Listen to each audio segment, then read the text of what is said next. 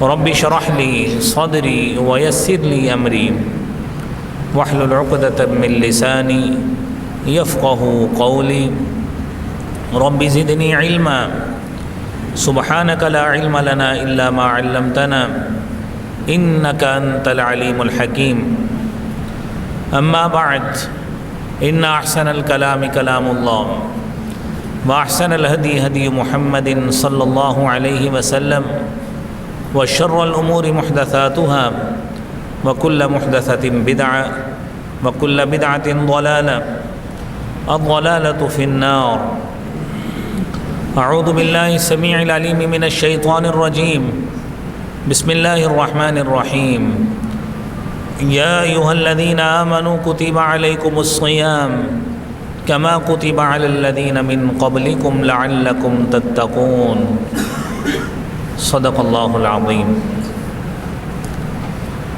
لائق احترام بھائیوں، دوستوں، بزرگوں، عزیزوں، ساتھیوں، معززات، مستورات، ماؤں بہنوں، اللہ جل شانہ کا ہر لحاظ سے شکر ہے اور لامتناہی انداز میں ہم اللہ کے لیے شکر کے کلمات بولتے ہیں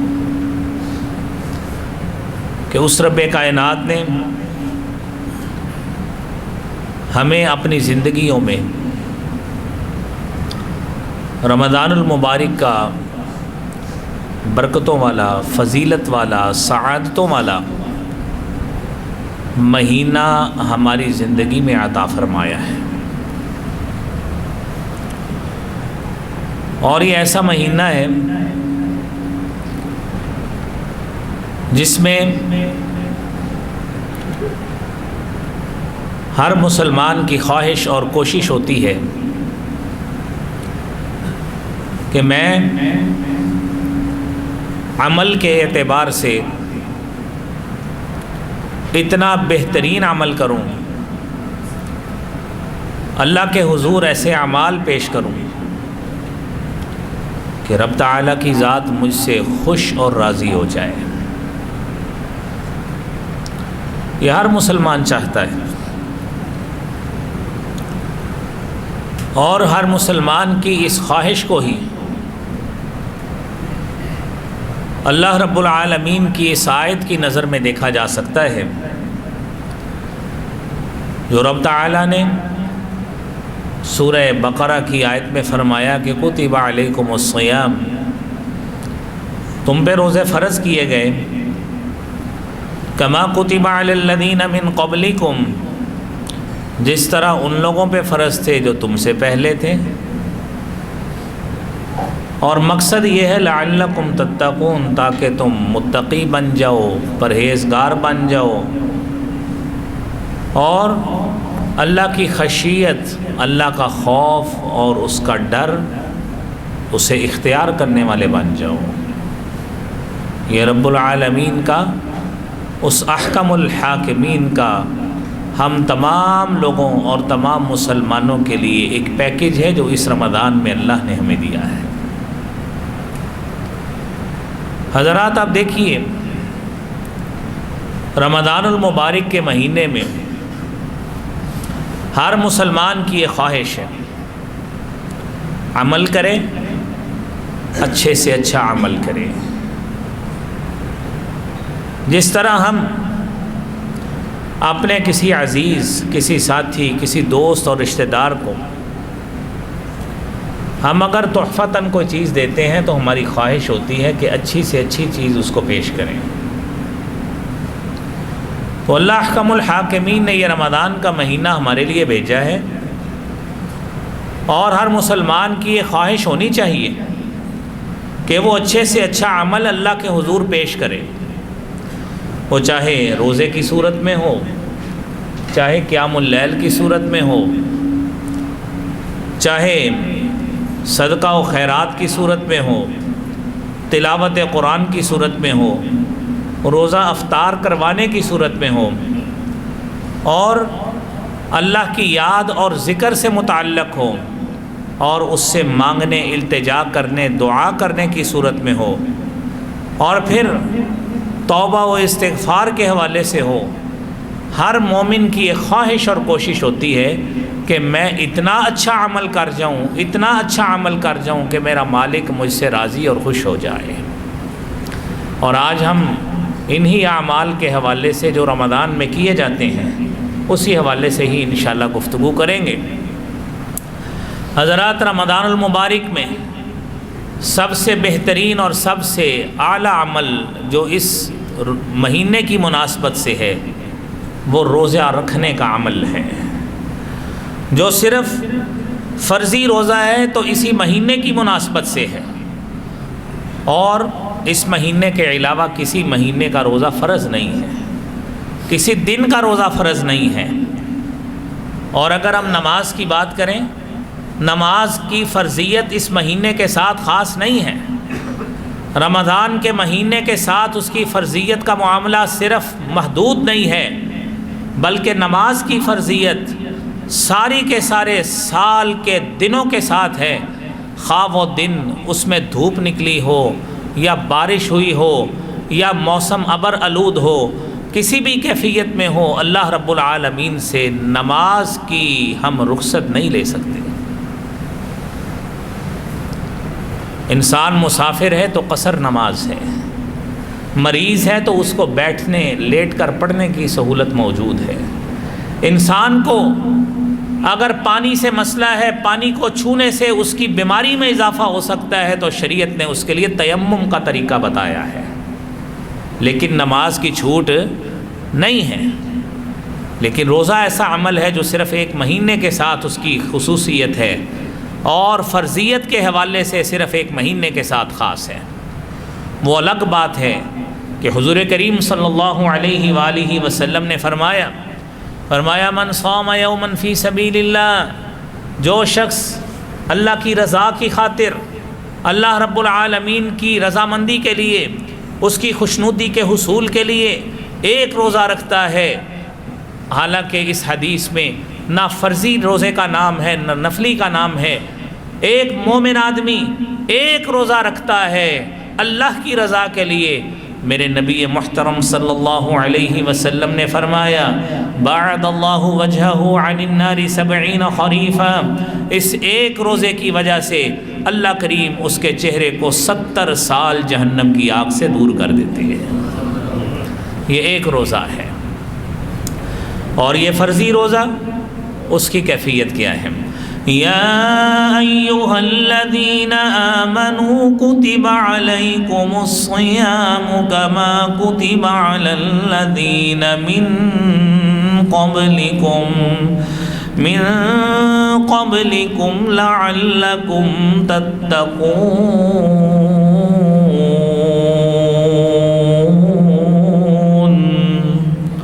اے ایمان والو، تم پہ روزے فرض کیے گئے، اور روزوں کے فرض ہونے کی مناسبت صرف امت محمدیہ کے ساتھ خاص نہیں ہے، آپ سے قبل جو امتیں آئیں روزہ ان پہ بھی فرض تھا۔ لیکن حدیث طیبہ میں آتا ہے، حضور نبی کریم صلی اللہ علیہ وسلم نے فرمایا پہلی امتوں پہ روزے فرض تھے، ان روزوں کی نیچر اور تھی۔ ہمارے ہاں جو روزے ہیں اس کا دورانیہ تو بہت ہی میرے بھائیوں کم ہے۔ آپ سابقہ امتوں کے روزے کی کیفیت کو معلوم کریں کہ غروب آفتاب ہوتا تھا، کھایا پیا، کوئی گھنٹہ 1.5-2 گھنٹے کھا لیا، اس کے بعد ساری رات آپ نے اسی کھانے پہ پینے پہ گزارا کرنا ہے، سحری کا تصور نہیں تھا، اور اگلے دن غروب آفتاب پر آپ نے دوبارہ کھانا کھانا ہے۔ آپ تصور کریں، ایک 22 گھنٹے کا روزہ وہ لوگ رکھا کرتے تھے، 22 گھنٹے کا روزہ۔ تو نبی محترم صلی اللہ علیہ وسلم نے فرمایا تسحروا، سحری کیا کرو، فإن فی السحور برکہ، سحری کھانے میں، سحری رکھنے میں برکت اللہ تعالیٰ نے رکھی ہے۔ میرے نبی محترم صلی اللہ علیہ وسلم کی شریعت میں ہم لوگوں کے لیے کتنی آسانیاں ہیں۔ وہ بدبخت شخص ہوگا جو اتنی آسانیاں لینے کے باوجود روزے کی سعادت سے محروم رہتا ہے۔ اور آپ نے فرمایا فصل ما بین صیامنا وصیام اہل الکتاب اکلۃ السحر، ہمارے روزے امت محمدیہ کے روزے اور ان لوگوں کے روزے جو اہل کتاب تھے، وہ چاہے یہودی ہوں یا عیسائی ہوں، ہمارے روزوں اور ان روزوں کے درمیان جو فرق تھا وہ سحری کھانے کا فرق ہے۔ آپ تصور کریں، غروب آفتاب سے لے کر صبح سحری تک 8-10 گھنٹے کا فرق ہوتا ہے۔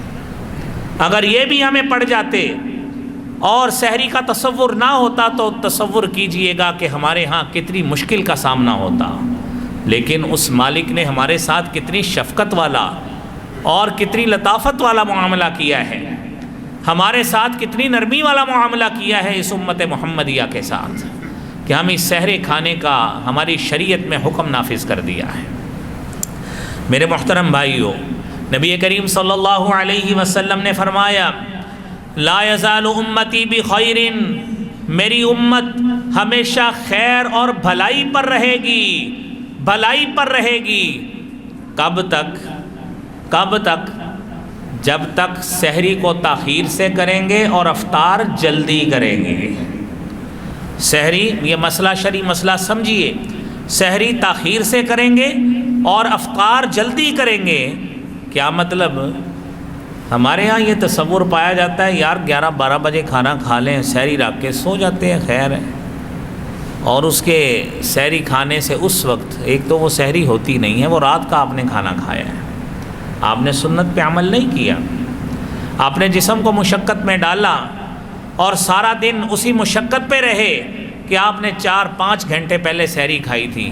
سحری کو آخری وقت میں کھانا چاہیے، جب آپ کے پاس کوئی گھنٹہ، 1.5 گھنٹہ، آدھا گھنٹہ موجود ہے، ٹائم کی اچھی گنجائش موجود ہو، ریلیکس ہو کے آسانی کی کیفیت میں آپ جتنی آپ کی طبع ہے اس کے موافق آپ کھائیں پئیں اور مختلف لوازمات رزق کے اعتبار سے جو اللہ نے آپ کو دیے ہیں ان سے مستفید ہوا جائے۔ یہ سحری ہے۔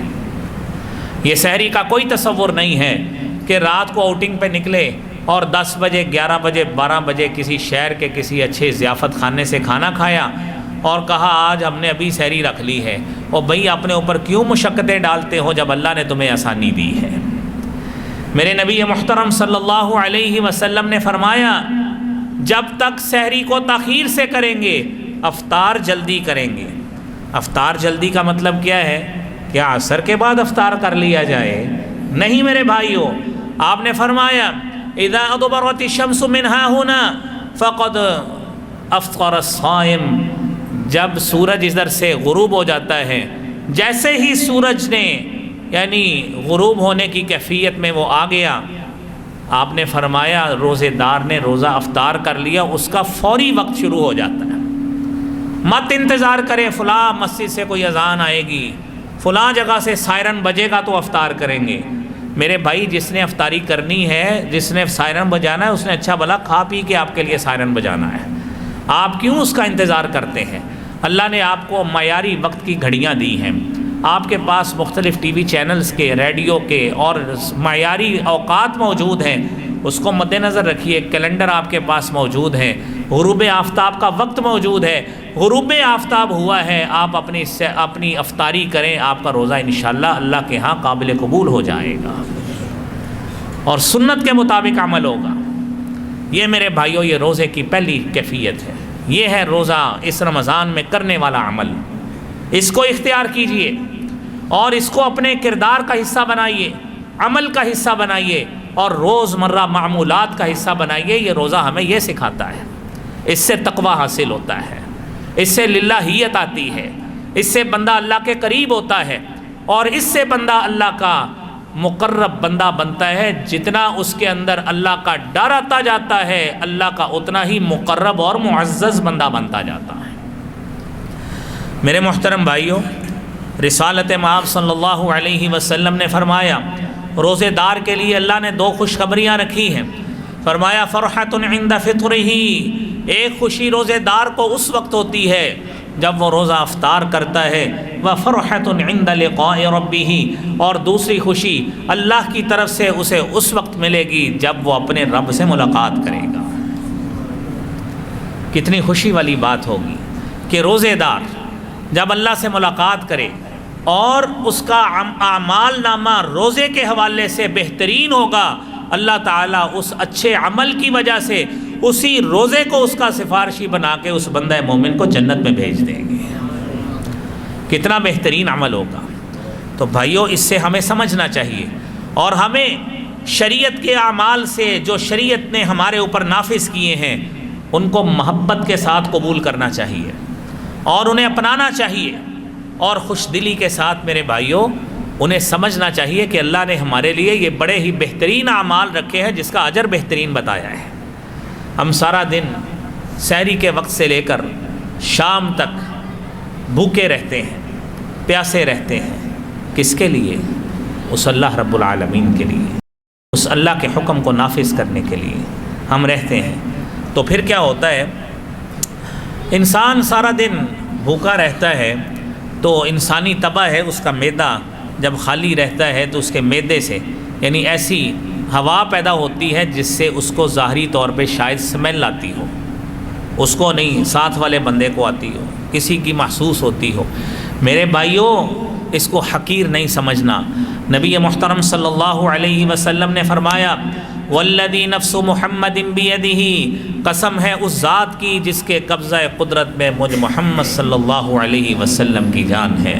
فرمایا، لخلوف فم الصائم، روزے دار کے منہ سے نکلنے والی یہ ہوا جس کو ظاہری طور پہ شاید اس کے ذہن میں، اس کے دل و دماغ میں نفرت آتی ہو، نہیں میرے بھائیوں، فرمایا اطیب عند اللہ من ریح المسک، اللہ کے ہاں اس کی خوشبو کستوری سے بھی بڑھ کر ہے۔ میرے بھائیوں، روزے دار کو اللہ تعالیٰ نے کتنی سعادت سے نوازا ہے اور اس کے عمل کو اللہ نے کتنی قدر کی نگاہ سے دیکھا ہے۔ تو انسان کو بھی اپنے اس عمل سے پیار کرنا چاہیے، اپنے اس عمل کو بوجھ نہیں سمجھنا چاہیے۔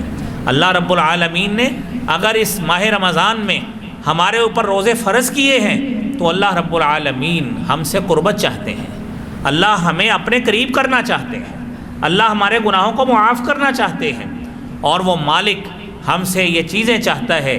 اس لیے ہمیں چھوٹے چھوٹے عمل جو روزے سے متعلق ہیں وہ بتا کر ہمارے اندر مزید اللہ رغبت پیدا کرنا چاہتے ہیں، تاکہ ہمیں اپنے عمل سے مزید محبت ہو جائے، روزے سے مزید محبت ہو جائے، ماہ سیام سے محبت ہو جائے، اور روزے کے تینوں بلکہ جتنے بھی اعمال ہیں روزے کے حوالے سے متعلقہ جتنے بھی معاملات ہیں، سحری ہو، افطاری ہو اور اس کے دیگر متعلقہ امور ہیں، ہمیں ان سے پیار پڑ جائے۔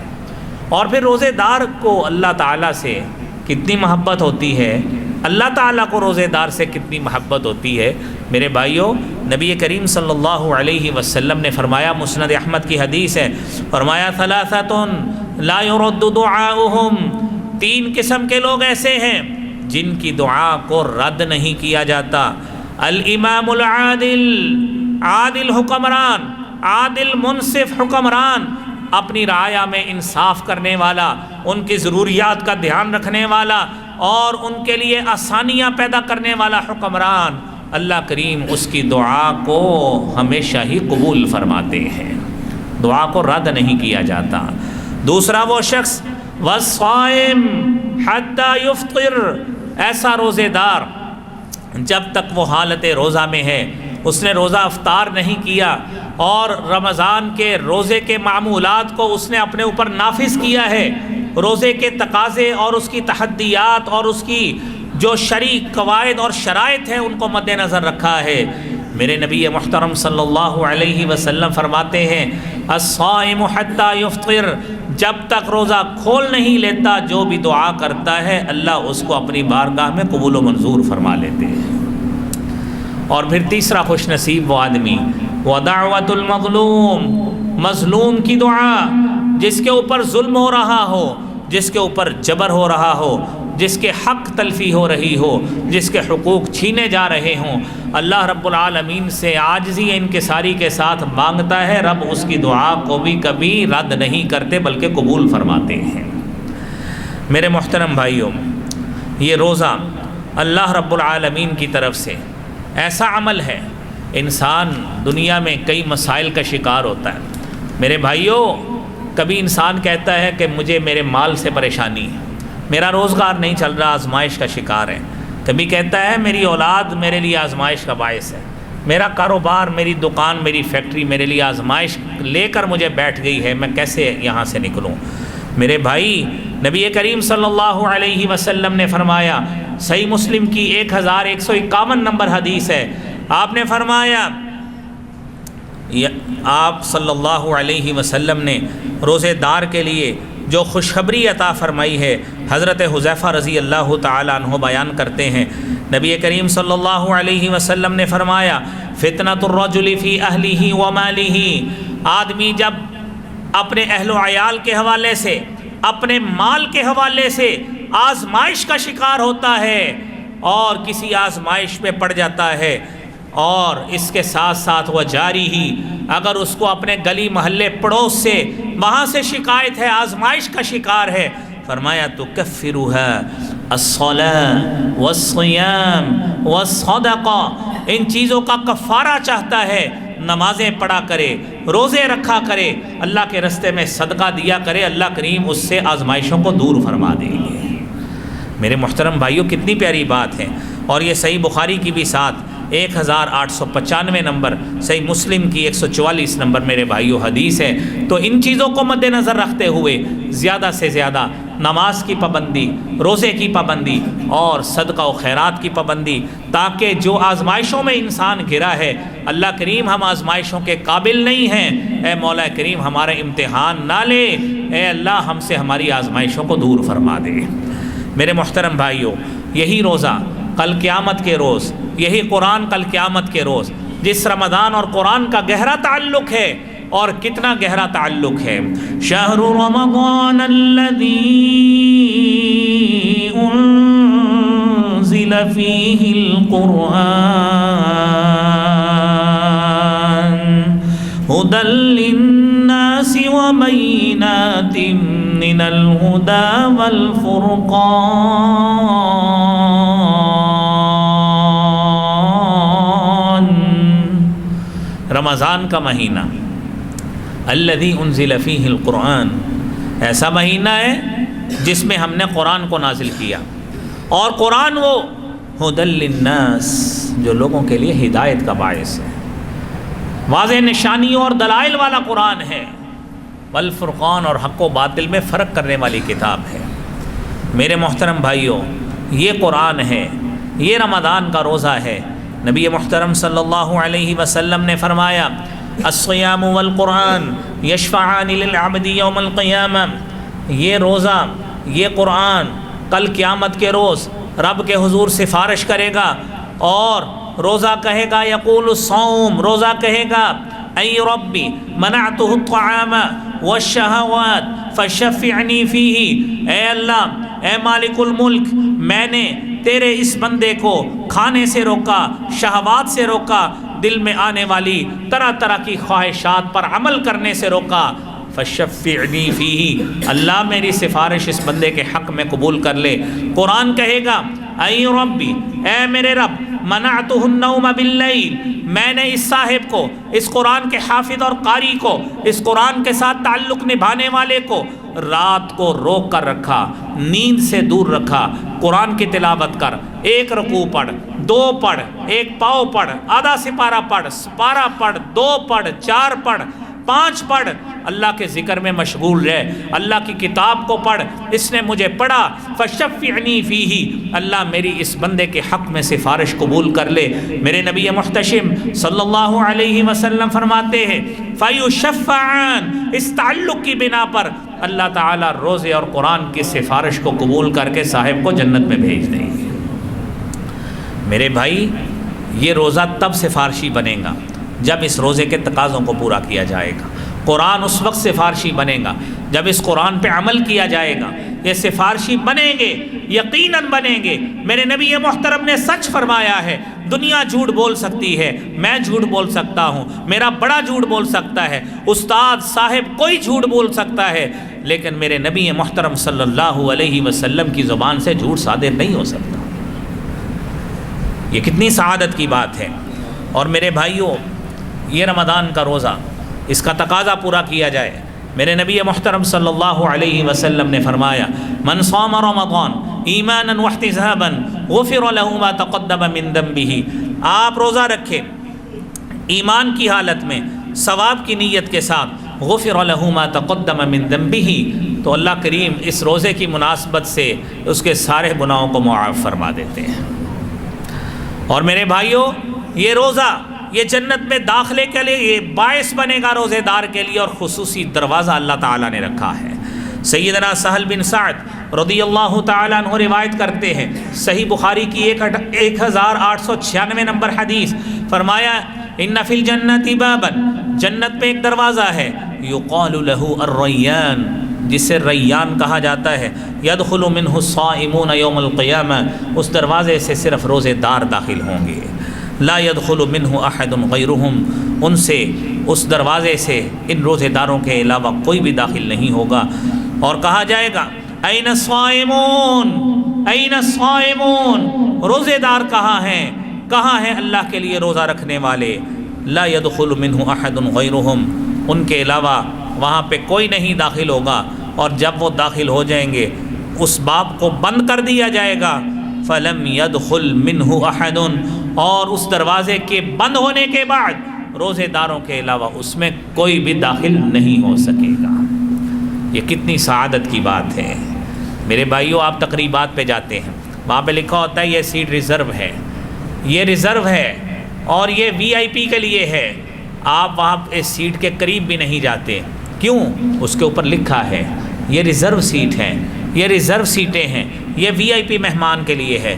میرے بھائیوں، کل قیامت کے روز روزے دار سے بڑھ کر کون وی آئی پی ہوگا؟ اللہ نے ان کے لیے جنت میں داخلہ تو دینا ہی دینا ہے، دینا بھی الگ دروازے سے۔ کتنی پیاری بات ہے، اس اجر کو میرے بھائیوں سمجھنا چاہیے۔ اور نبی کریم صلی اللہ علیہ وسلم نے فرمایا من صام یوما فی سبیل اللہ، جس شخص نے اللہ کے لیے، اللہ کی رضا کے لیے ایک روزہ رکھا، اللہ کریم کیا کریں گے؟ جعل اللہ بینہ و بین النار خندقا، اللہ تعالیٰ اس کے اور جہنم کی آگ کے درمیان خندق بنا دیتے ہیں۔ اور وہ خندق کیسی ہے؟ کما بین السماء والارض، جس طرح آسمانوں اور زمین کے درمیان فاصلہ ہے، اتنا فاصلہ بندے اور جہنم کے درمیان ہوگا۔ اور آپ صلی اللہ علیہ وسلم نے میرے بھائیوں یہ بات کہی، سمجھیے، سوچئے، روزہ کون سا ہوگا، کون سا روزہ ہے جو اس قابل ہوگا؟ فرمایا من لم یدع قول الزور والعمل به، جو شخص جھوٹ نہیں چھوڑتا، جھوٹ پہ عمل نہیں چھوڑتا، اللہ کریم کو ایسے شخص کے روزے کی قطعاً کوئی ضرورت نہیں ہے۔ ان یدع طعامہ وشرابہ، کہ وہ اپنا کھانا پینا چھوڑے۔ جب اس نے پرہیز ہی نہیں کیا، جب اس نے روزہ کو روزہ معیاری روزہ بنایا ہی نہیں ہے، تو میرے بھائیوں اس کو یہ سٹیٹس اور عظمت اور منصب کیسے حاصل ہو سکتا ہے؟ اور نبی کریم صلی اللہ علیہ وسلم نے فرمایا اذا کان یوم صوم احدکم، جب تم میں سے کسی شخص کا روزہ ہو، فلا یرفث ولا یسخب، نہ وہ شور مچائے، فضول گفتگو نہ کرے، نہ بیہودہ گفتگو کرے، فإن سابہ احد، اس کے ساتھ کوئی شخص جو ہے گالی گلوچ کرتا ہے، او قاتلہ، یا اس کے ساتھ لڑائی کرتا ہے، فلیقل، اس کو چاہیے انی امرؤ صائم، میں روزے دار ہوں، تو میرے ساتھ یہ بد کلامی کر رہا ہے، تو فحش گوئی کا مرتکب ہو رہا ہے، لیکن میں روزے دار ہوں، میں نے روزہ رکھا ہے، میرا روزہ مجھ سے تقاضا کرتا ہے اپنی زبان کو بند رکھوں، لہذا میں نے روزہ رکھا ہے، میں آپ کو آپ کی زبان میں جواب نہیں دے سکتا۔ یہ اس رمضان کا پہلا عمل۔ میرے بھائیوں، دوسرا عمل، رمضان المبارک میں قیام اللیل کرنا، رات کا قیام کرنا، اور اس کی کتنی فضیلت ہے۔ اللہ رب العالمین قرآن کریم میں فرماتے ہیں وَالَّذِينَ يَبِيتُونَ لِرَبِّهِمْ سُجَّدًا وَقِيَامًا، عباد الرحمن کی صفت یہ ہے، اللہ کے نیک بندوں کی صفت یہ ہے، یبیتون لربہم سجدا وقیاما، وہ اپنے رب کے لیے سجدہ اور قیام کرتے ہوئے رات گزارتے ہیں، ان کے راتیں سجدہ قیام کرتے ہوئے گزرا کرتی ہیں۔ اور مومن کی رات کو گزرنا بھی میرے بھائیوں ایسے ہی چاہیے۔ آپ نے فرمایا من قام رمضان، رات کا قیام گناہوں کی بخشش کا ذریعہ، فرمایا من قام رمضان، جو شخص قیام رمضان کرتا ہے ایماناً، ایمان کی حالت میں، واحتساباً، ثواب کی نیت کے ساتھ، غفر له ما تقدم من ذنبه، اس کے پچھلے سارے گناہوں کو معاف کر دیا جاتا ہے۔ رات کا قیام کریں۔ اور میرے بھائیوں، رات کا قیام کیسے ہوتا ہے اور کس احسن انداز سے مومن کو قیام کرنا چاہیے؟ قرآن کریم میں اللہ رب العالمین فرماتے ہیں ان ناشئۃ اللیل ہی اشد وطئا واقوم قیلا۔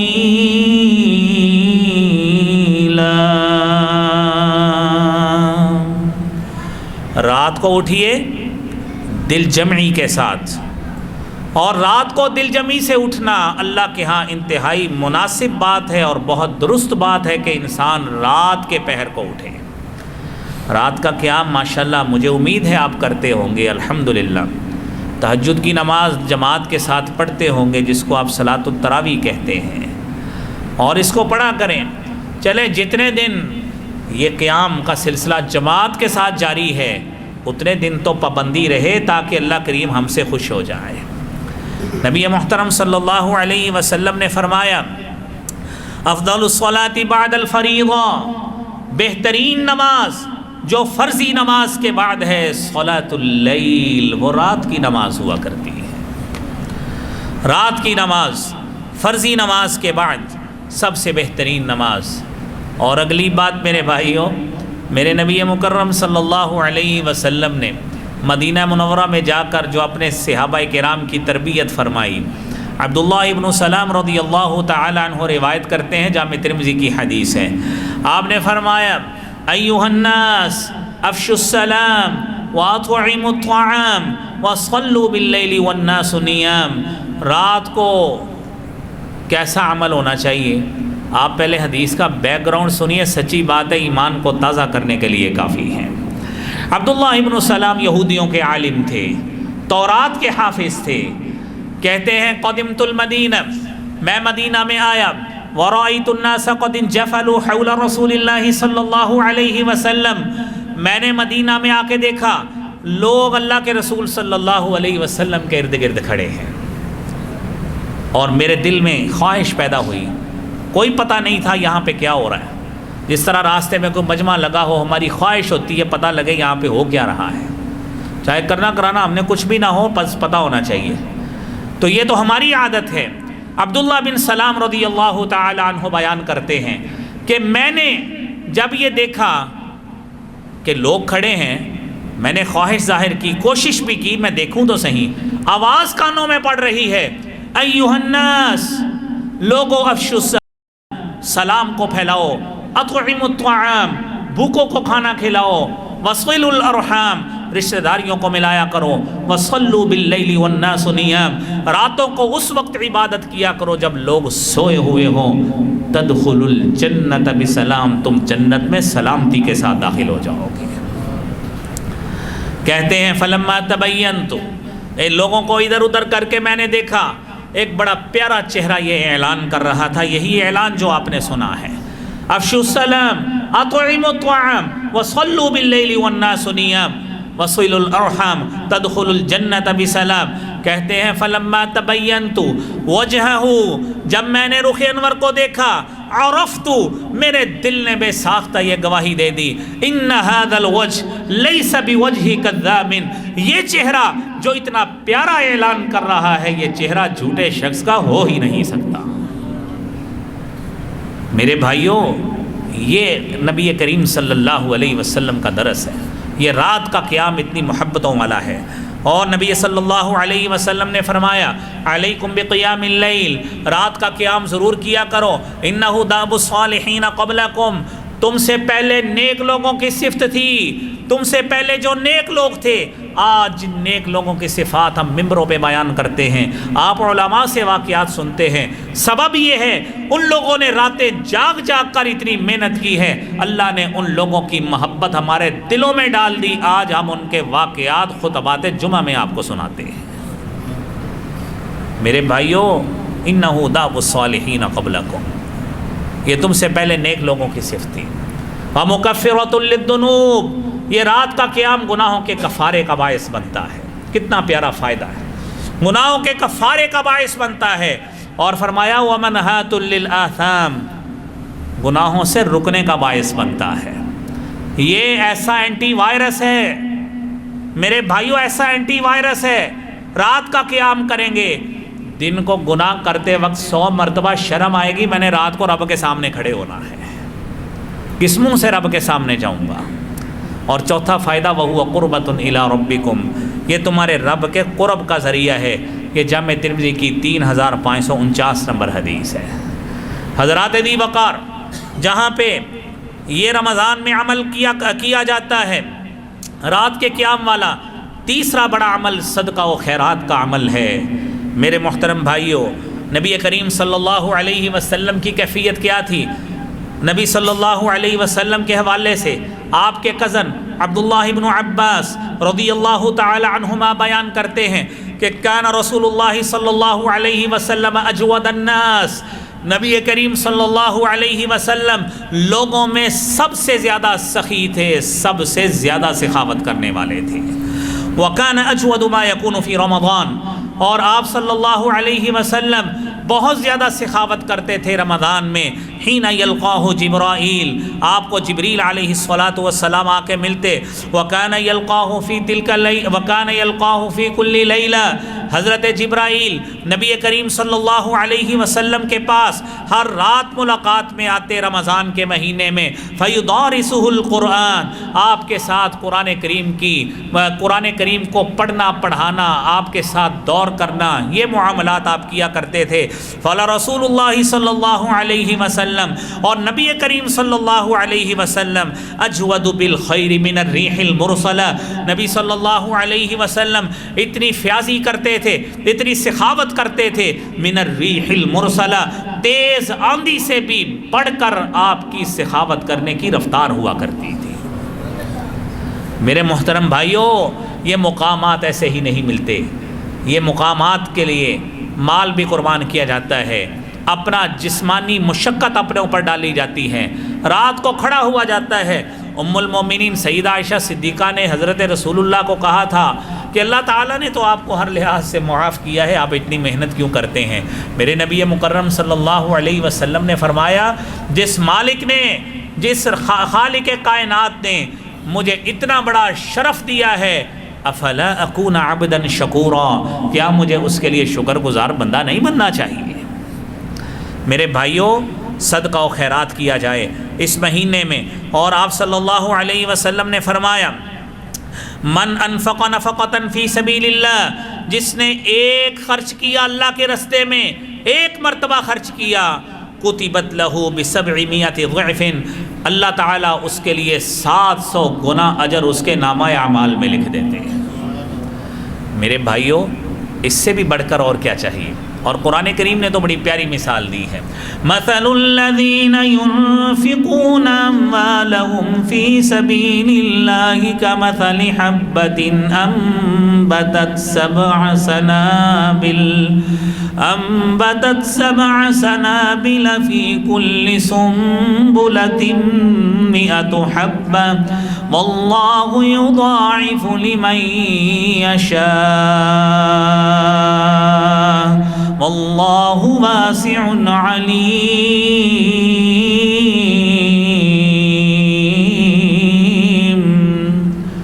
مثال ان لوگوں کی جو اللہ کے راستے میں خرچ کرتے ہیں، کیسی مثال؟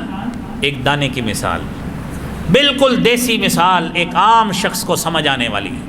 تیسرا سپارہ ہے، تیسرا رکوع ہے، پہلی آیت۔ اللہ فرماتے ہیں آپ ایک پیسہ خرچ کریں، 1 روپیہ خرچ کریں، اس طرح ہے جس طرح ایک دانہ آپ نے زمین میں بویا۔ ایک دانہ بوتے ہیں اور ایک دانے سے 7 سٹے نکلتے ہیں۔ فی کل سنبلۃ 100 حبۃ، ہر ایک سٹے میں 100 دانہ ہوتا ہے، تو 7 سٹوں میں کتنے ہو گئے؟ 700 دانے۔ آپ نے ایک نیکی کی، آپ نے 1 پیسہ اور روپیہ خرچ کیا، اللہ نے 700 گنا اجر آپ کے نامہ اعمال میں ڈال دیا۔ کتنا بڑا اجر میرے بھائی۔ اور نبی کریم صلی اللہ علیہ وآلہ وسلم نے فرمایا، صحیح بخاری کی 1442 نمبر حدیث ہے، فرمایا ما من یوم یصبح العباد الا وملکان ینزلان، بندہ کوئی بھی صبح سویرے اٹھتا ہے، صبح کرتا ہے، ہم نے بھی صبح کی، آپ نے بھی کی، صبح جاگے ہیں تو آج اللہ کے دربار میں مسجد میں موجود ہیں الحمدللہ۔ اللہ کریم جمعے میں آنا، ہمارا نماز پڑھنا، ہمارا روزہ رکھنا اپنی بارگاہ میں قبول و منظور فرمائے۔ آپ نے فرمایا ما من یوم یصبح العباد فیہ الا وملکان ینزلان، 2 فرشتے اترتے ہیں اور اللہ سے دعا کرتے ہیں اللہم اعط منفقا خلفا، اے اللہ جو تیرے رستے میں مال خرچ کرتا ہے اللہ اس کو مزید خزانے عطا فرما۔ کون دعا کرتا ہے؟ اللہ کے فرشتے کرتے ہیں۔ اور ساتھ ہی وہ یہ بھی کہتے ہیں اللہم اعط ممسکا تلفا، اے اللہ جو تیرے رستے میں مال کو روک کر رکھتے ہیں اللہ ان کے مال کو تلف کر کے رکھتے ہیں۔ اللہ کریم ہمیں اس سے محفوظ فرمائے۔ میرے محترم بھائیوں، یہ کام کیجئے، یہ کام کیجئے۔ ویسے بھی حدیث میں آتا ہے اذا مات الانسان انقطع عمله الا من ثلاث، صحیح مسلم کی 1631 نمبر حدیث ہے۔ آپ نے فرمایا اذا مات الانسان، انسان فوت ہوتا ہے، انقطع عمله الا من ثلاث، اس کے سارے اعمال کا سلسلے جو ہیں وہ منقطع ہو جاتے ہیں، 3 باقی بچتے ہیں۔ الا من صدقۃ جاریہ، صدقہ جاریہ ہے، کوئی عمل کر گئے، آپ مسجد میں قرآن رکھوا گئے، کچھ کر گئے، کوئی اچھا کام کر گئے، کنواں کھدوا گئے، کوئی کام کر دیا، جب تک جاری رہے گا آپ کے نامہ اعمال میں نیکیاں بڑھتی رہیں گی۔ او علم ينتفع به، علم ينتفع به، علمی خدمت کی ہے، شاگرد پیدا کیے، قرآن پڑھایا، حدیث پڑھائی، تفسیر پڑھائی، مدارس قائم کیے، علماء پیدا کیے اور ان کی خدمتیں کی۔ یہی عمل ہے میرے بھائیوں کہ جو علم آپ نے علم کے خزانے لگا دیے، اصحاب علم پیدا کیے، جب تک ان کا فیض جاری رہے گا تمہارے درجات جنت میں بلند ہوتے رہیں گے۔ میرے بھائیوں یہ ایسے ہی چیزیں نہیں ہوتی۔ اور فرمایا او ولد صالح یدعو لہ، نیک اولاد ہو جو آپ کے لیے دعا کرے۔ بھائیوں دعا وہی کرے گی جس کو ہم نے دین سکھایا ہوگا، جس کو ہم نے مسجد میں آنا سکھایا ہوگا۔ حدیث میں آتا ہے ان الرجل لترفع درجته فی الجنہ، جنت میں ایک شخص کے درجے کو بلند کیا جائے گا۔ وہ بندہ حیران ہو کے پوچھے گا انا لی ھذا، یہ میرے لیے کیسے ہو گیا؟ میں یہاں پہ ہوں، عمل کا سلسلہ کوئی نہیں ہے، یہ کیسے ہو گیا؟ فرشتے کہیں گے باستغفار ولدک لک، تیری اولاد نے تیرے لیے دنیا میں استغفار کیا ہے، اس استغفار کی وجہ سے اللہ نے جنت میں تیرے درجے کو بلند کر دیا۔ میرے بھائی کون سی اولاد کرے گی؟ جس کو ہم نے مسجد کی صفوں میں بیٹھنا سکھایا ہوگا، جس کو ہم نے قرآن پڑھایا ہوگا، جس کو ہم نے حدیث نبوی کی تعلیم دی ہوگی، جس کو صبح و شام کے اذکار سکھائے ہوں گے، اور جس کو ہم نے بھائی دعائے مغفرت والدین کے لیے کرنا سکھایا ہوگا، وہی کچھ کرے گا۔ جس کو پتہ ہی نہیں ہے کرنا کیا ہے، والد فوت ہو گیا، پڑا ہے، اس کو علم ہی نہیں ہے کہ اس کو غسل کیسے دینا ہے، وہ ہاتھ لگانے سے ڈرتا ہے کہ کہیں ہاتھ لگایا اٹھ نہ جائے، پہلے ہی بڑا اوکھا مریا ہے۔ وہ ہاتھ لگانے سے ڈرتا ہے کہ کسی مولوی کو بلائیں، ادھر بھی مولوی کام آیا ہے کہ مولوی اس کو لٹا کے رکھے گا، میں ہاتھ لگایا پتہ نہیں اٹھ کے نہ بیٹھ جائے۔ یہ کیفیت ہے میرے بھائیوں ہماری جہالت کی۔ اپنی اولاد کو دین پڑھائیں، اپنی اولاد کو دین پڑھائیں میرے بھائیوں، ان اداروں کو آباد کریں۔ یہ رمضان کے بھائیوں اعمال ہیں، باقی باتیں اور بھی ہو سکتی ہیں۔ قرآن کا عمل ہے، قرآن کو پڑھنا ہے، روزے افطار کروانے ہیں، اور آخر میں لیلۃ القدر آتی ہے، اعتکاف کا عمل ہے۔ یہ وہ رمضان کے عمل ہے میرے بھائیوں جو کرنے والے ہیں۔ دعا کا عمل ہے، ذکر الہی کا عمل ہے، تفصیل کا وقت نہیں ہے، باقی باتیں پھر کریں گے۔ میری اللہ رب العالمین سے دعا ہے کہ مولا کریم ہمیں رمضان المبارک کے تقاضوں کو پورا کرنے کی توفیق عطا فرما۔ اللہ کریم ہمیں تقوی کی دولت سے مالا مال فرما۔ اے اللہ کریم ہمارے روزے کو، ہماری نمازوں کو اپنی بارگاہ میں قبول و منظور فرما۔ وآخر دعوانا الحمدللہ رب العالمین۔